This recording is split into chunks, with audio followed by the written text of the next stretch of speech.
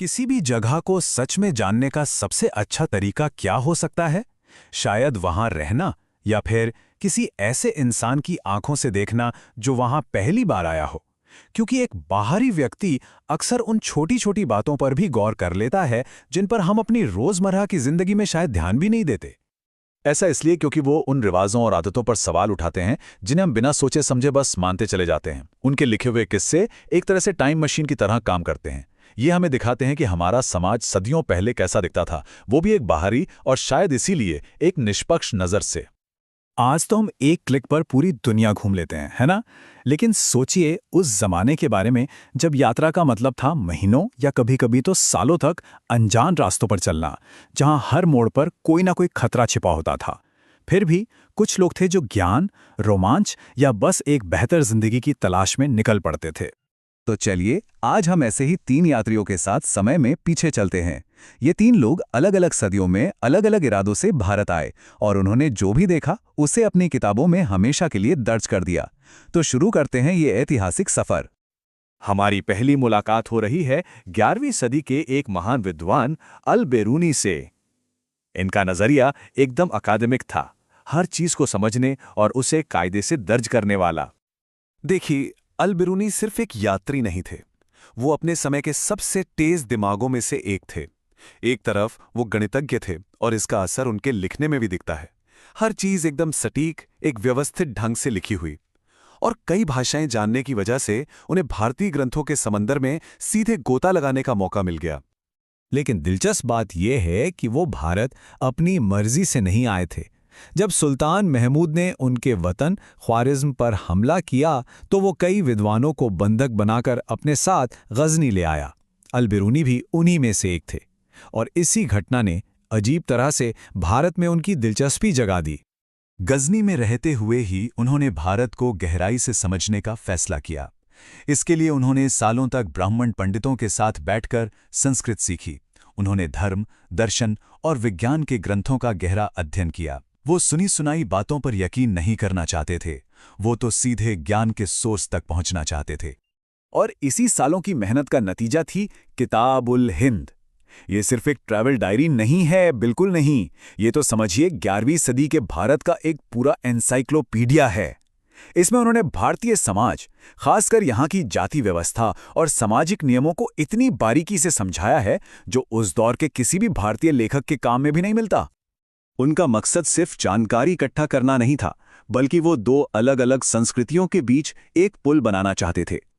वो चाहते थे कि बाहर की दुनिया भारत को बेहतर तरीके से समझे, ताकि एक मतलब की बातचीत हो सके। उनका काम आज भी इस बात का सबूत है कि सच्ची समझ किसी भी तरह के पूर्वाग्रह को खत्म कर सकती है। तो ये तो थे अल बिरूनी, जो ज्ञान को किताबों में खोज रहे थे। अब चलिए करीब 300 साल आगे चलते हैं और मिलते हैं एक ऐसे शख्स से जिसकी यूनिवर्सिटी तो दुनिया की सड़कें थीं। ये एक विद्वान से कहीं ज्यादा एक जुनूनी एडवेंचरर थे।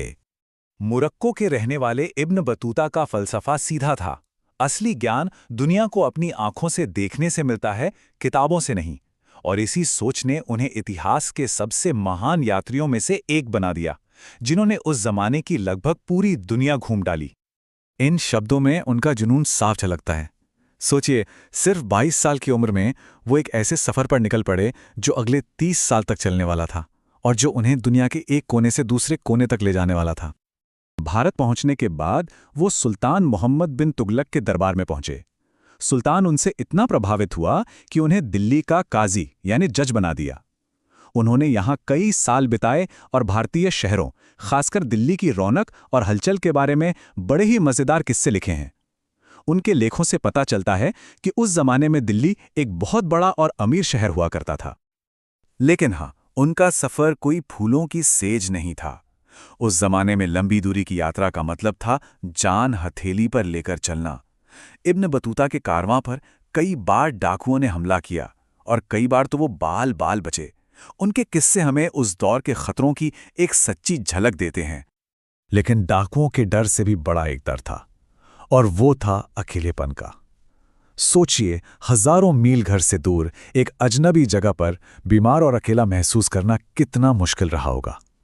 ये उनके अपने शब्द हैं जो बताते हैं कि यात्रा सिर्फ एक फिजिकल चैलेंज नहीं थी, बल्कि एक मेंटल चैलेंज भी थी। अच्छा, अब एक और लंबी छलांग लगाते हैं और पहुंचते हैं 17वीं सदी में।